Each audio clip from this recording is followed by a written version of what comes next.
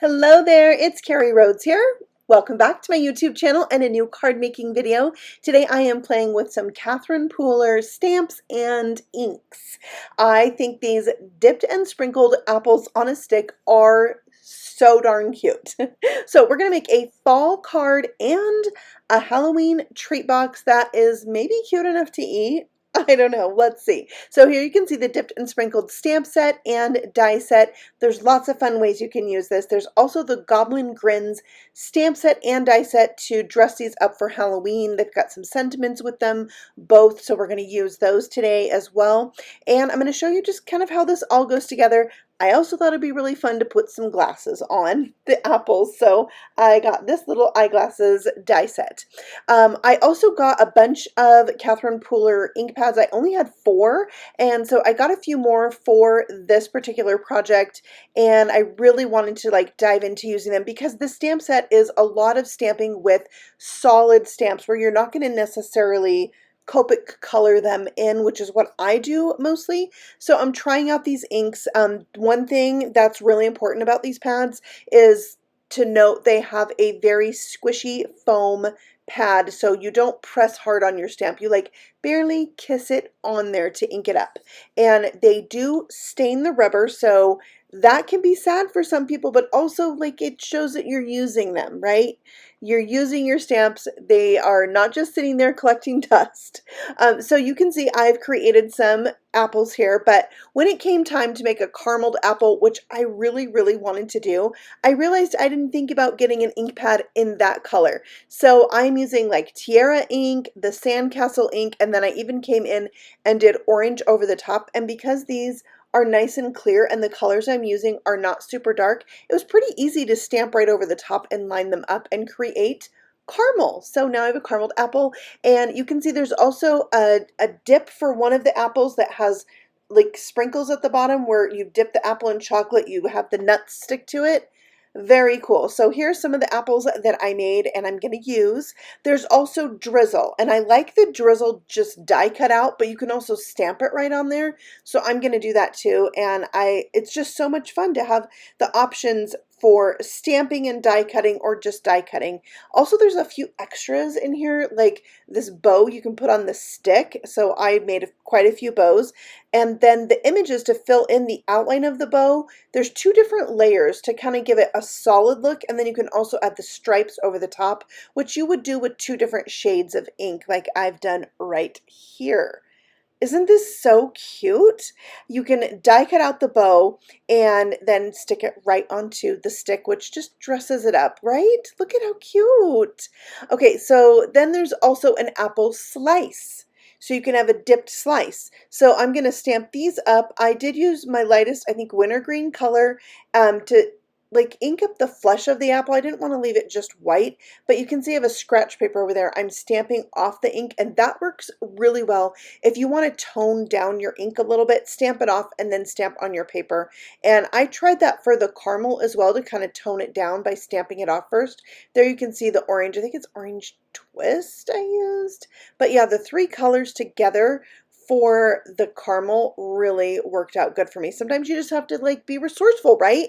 And use what you have. There's also sprinkles you can stamp on here that you can stamp on the apples. It's tons of fun. And then there's a die to cut out the slice as well.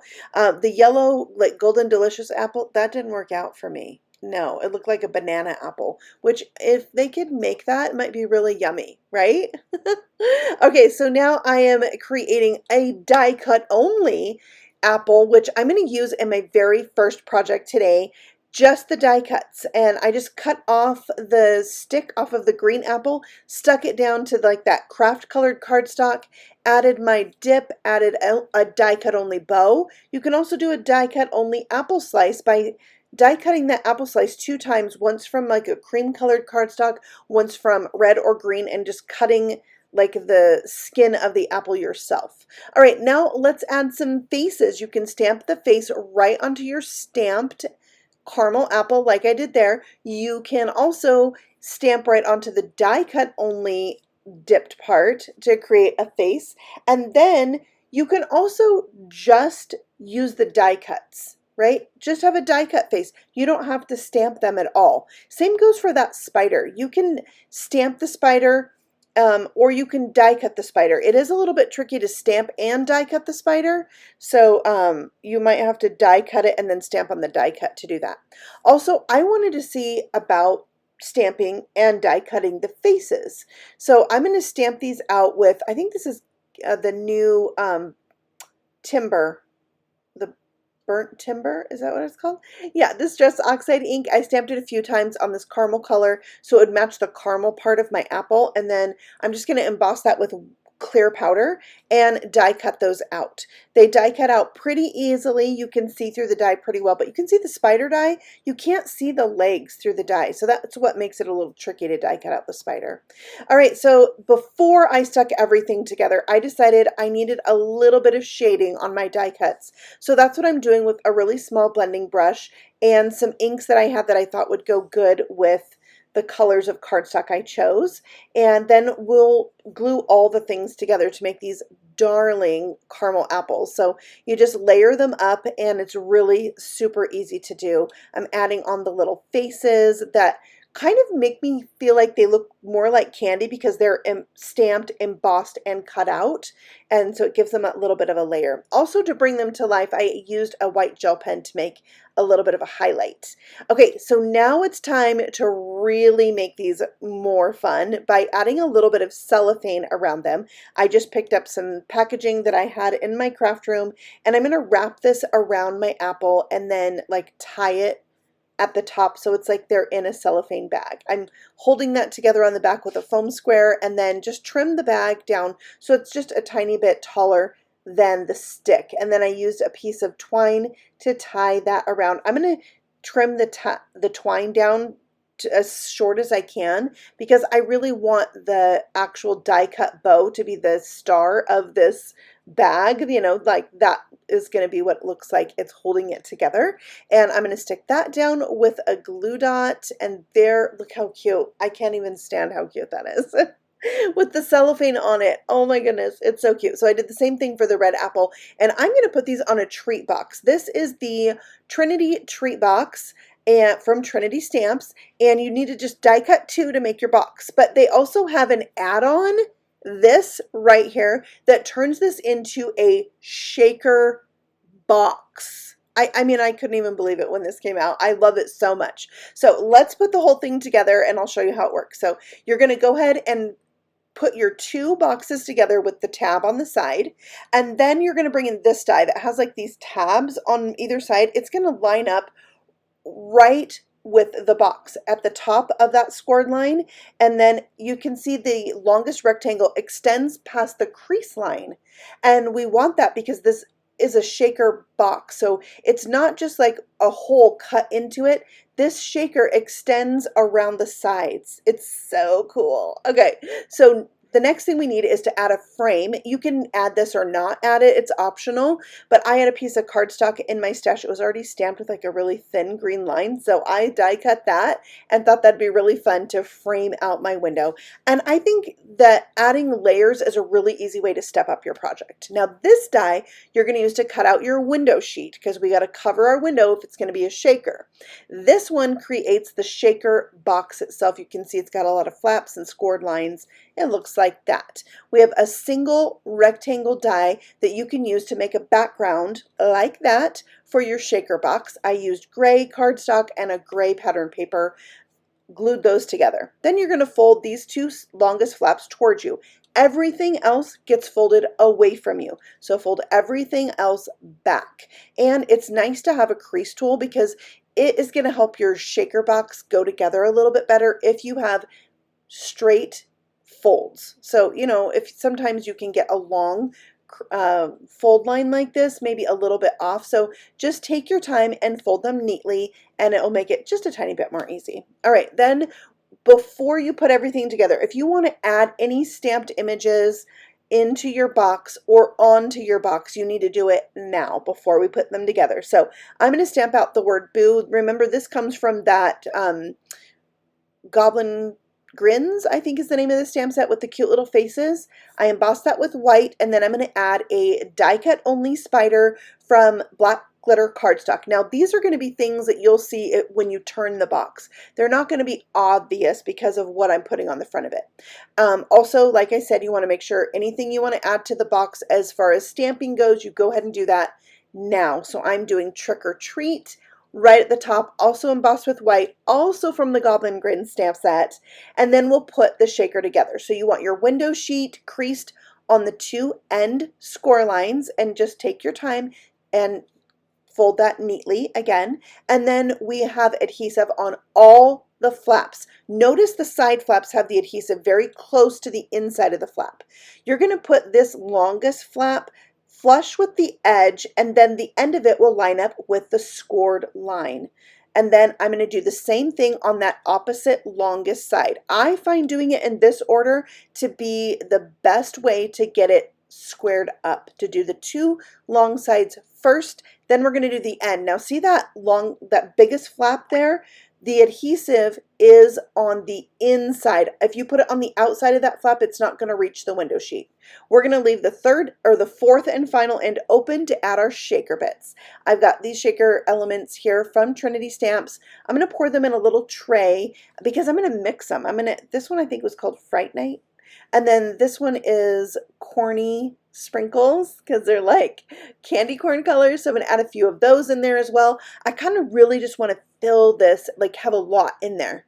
So once I get my shaker bits in there and I get how much I want, I can close up that final end. Now when you're putting this box inside of the actual treat box, that little extra flap sticking out on the shaker, you might put a little adhesive there, but otherwise you don't need any. You're going to put it all the way around the back side of the frame. So just go all the way around with your double-sided adhesive tape. This is Rip and Stick tape, 1/4 of an inch size from Trinity. I'm going all the way around that window. And then we'll bring our little shaker box in and we're going to stick it to this. Okay, so I just remove the backing on that tape, and then here's one pointer. When you're lining this up, make sure any stamping that you've added on the inside of that shaker box is face up, not upside down, because that's not as cute. So I gently took this apart really quick. Good thing it was on a window sheet. I was able to get it up, put it down the right way, but this shaker box is the same width as the front of the treat box. So it's easy to line it up between those scored lines. And then you take the adhesive off the ends of, if you added extra to the ends of the shaker box, those larger flaps, and then you just fold up the sides. And then we need to put the box itself all the way together. I'm showing you here where to put the adhesive on the bottom of your box, and then we'll put the side together and then the bottom of the box together. It's really easy to do, especially if you've made treat boxes before. So here you can see I'm putting the side flaps down first, and then the two longer flaps down on that. Then I'm bringing in my super cute caramel apples and sticking them down with those foam squares I already added to the back.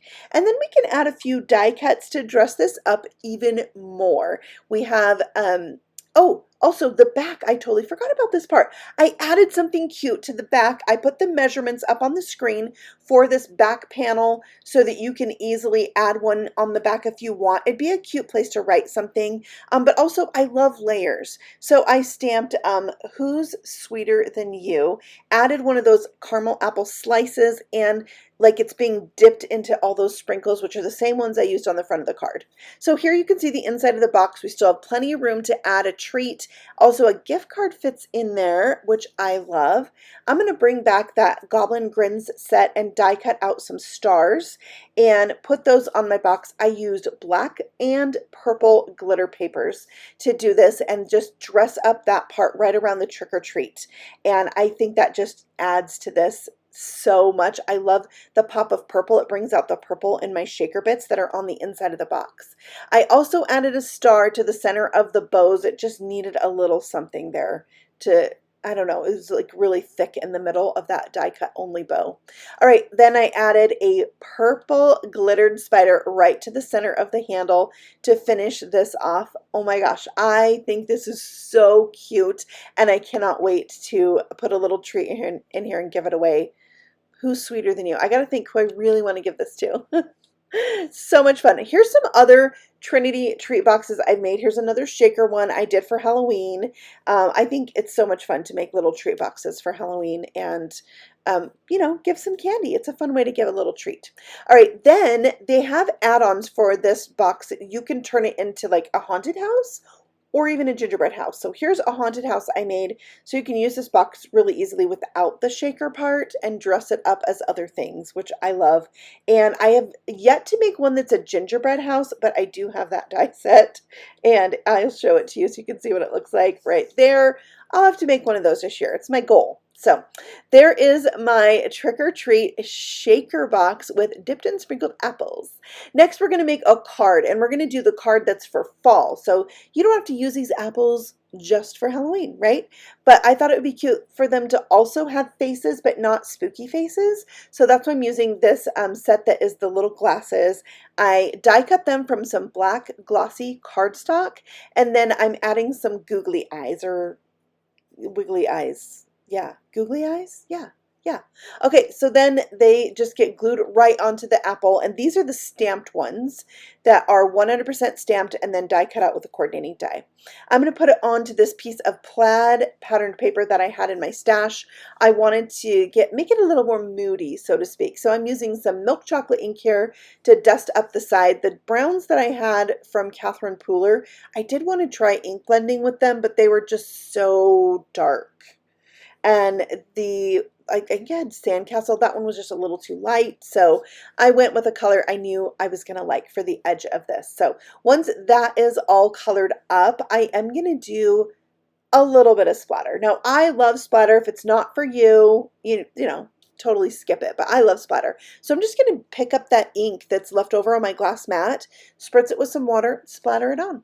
And then I have my sentiment, which I'm die cutting out with a speech bubble that's from Trinity Stamps, and it says, "I'd fall for you every time." I thought that was perfect to make a fall card. I added some more of those stamped and dipped apple slices, and then I have some leaves here that I thought would really pull out the colors of the pattern paper and just add to that fall vibe of my card, and it just needed a little bit more to it. So I added those. They're clay, they're very lightweight, easy to glue down, and that finishes up the fall card. I think it's darling.